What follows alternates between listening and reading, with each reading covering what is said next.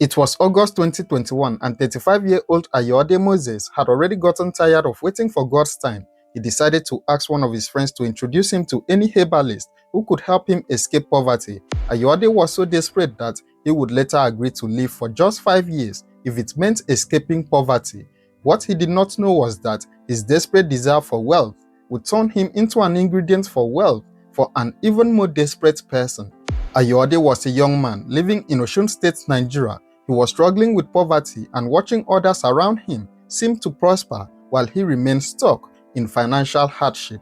The frustration had been building inside him for a long time. He had tried working hard, he had tried being patient, but nothing seemed to be changing his situation. Finally, his desperation reached a breaking point. Ayoade decided that he needed to take a different approach. He would seek spiritual help to get rich quickly through what is commonly called a money ritual in Nigeria. Ayoade approached one of his friends and asked for help. He told his friend that he needed to be introduced to a herbalist who could help him do a money ritual. He was ready to do whatever it took to escape poverty. His friend agreed to help him and introduced him to a herbalist named Afolabi Fasheun. The friend assured Ayoade that Fasheun was a very powerful herbalist in their neighborhood who could help him. After getting the location of the herbalist shrine from his friend, Ayoade wasted no time. The very next day, he visited the shrine to discuss his desperate request. When Ayoade arrived at Fasheun's shrine, he introduced himself and explained that he had been directed there by one of his friends who lived in the neighborhood. Fasheun asked him the name of this friend,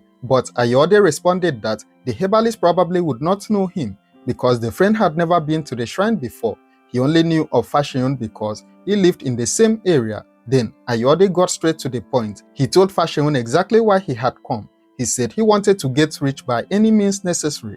He was so desperate that he told Fasheun he did not even mind if the wealth only lasted for 5 years. He just wanted to taste what it felt like to be wealthy, no matter what it would cost him. He emphasized that he was ready to bring anything the herbalist asked him to bring, ready to do anything required for the ritual to work. Fasheun listened to his desperate plea. He told Ayoade that what he was asking for was a very hard and dangerous task. He told him that he does not do money rituals. However, instead of sending Ayoade away, Fasheun asked him to wait at the shrine. He told Ayoade he would be back shortly. Fasheun left his shrine and went to meet another herbalist friend of his named Afolabi Fadare. When he arrived at Fadare's shrine, Fasheun told him about Ayoade, the young man who had come begging for a money ritual and was willing to do anything to get rich. What Fadare said next would seal Ayoade's fate. Instead of helping Ayoade get what he wanted, Fadare saw an opportunity. He told Fasheun that he was actually happy about Ayoade coming to them. He had a very dark suggestion. Meanwhile, back at Fasheun's shrine, Ayoade waited patiently, completely unaware that his desperate quest for wealth was about to turn him into a target. Several days passed after that fateful visit to the shrine. Ayoade did not return home.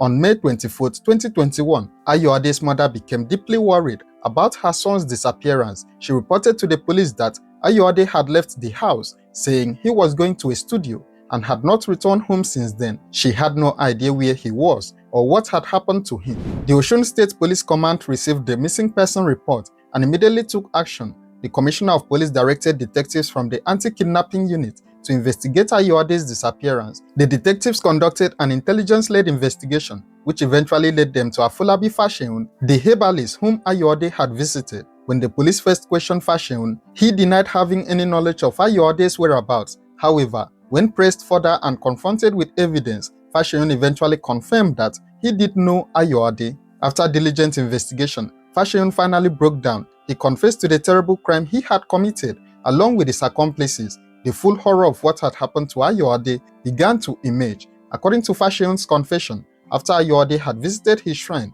begging for help with a money ritual, Fasheun had told him that he had never done money rituals for anyone before because it was too dangerous. But Ayoade had insisted that he was ready to do anything just to be rich. This desperation had confused Fasheun, making him uncertain about what to do.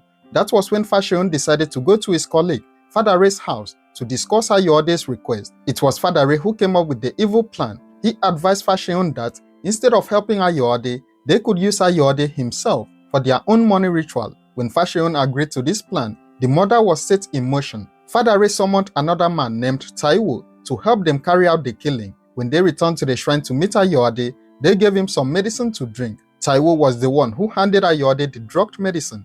After Ayoade drank it, the three men attacked him. While Ayoade was weakened by the medicine, Fadare and Fashion held him in place while Taiwo strangled him. But the horror did not end with the murder. After Ayoade was dead, the three herbalists dismembered his body. They divided the body parts among themselves and sold them to various buyers who wanted human parts for their own rituals. According to Fashion's confession, he was given Ayoade's 2 hands and his heart.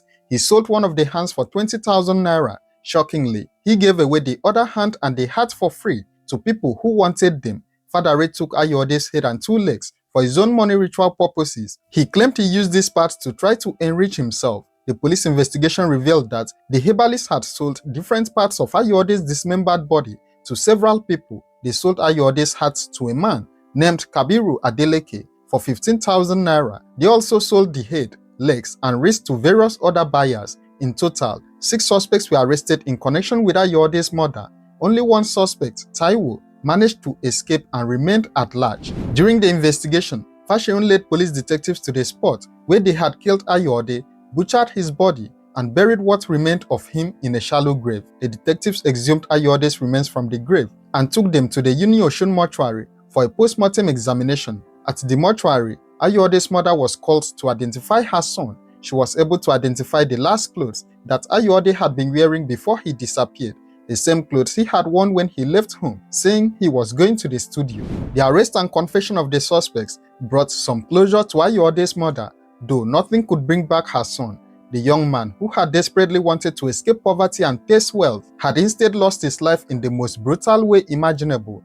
The then Commissioner of Police had stated that all the arrested suspects would be charged to court for prosecution after the conclusion of the investigation. The manhunt for the fleeing suspect, Taiwo, had continued thereafter. Given the nature of the crimes, murder, conspiracy to commit murder, and trading in human body parts, some of the suspects would likely face capital punishment if convicted. In Nigeria, premeditated murder carries the death penalty, and this case involved not just murder, but the deliberate dismemberment and selling of the victim's body parts. This story shows the dangers of desperation and the evil that exists in the hearts of some people who claim to have spiritual powers. He went to herbalists seeking help to escape poverty, trusting that they would assist him in his quest for wealth. Instead, these men saw him as nothing more than a commodity, a means to enrich themselves through his death. The irony is heartbreaking. Ayoade was willing to sacrifice anything for money, even agreeing to live for just 5 years if he could be wealthy. But in the end, he did not even get close to those 5 years. He did not get to experience any wealth at all. He simply became the sacrifice for someone else's ritual. His body parts sold piece by piece to various buyers for amounts totaling less than what many people earn in a month of honest work. What do you think about this tragic case? Share your thoughts in the comments below, and don't forget to like, share, and subscribe to this channel for more true crime stories.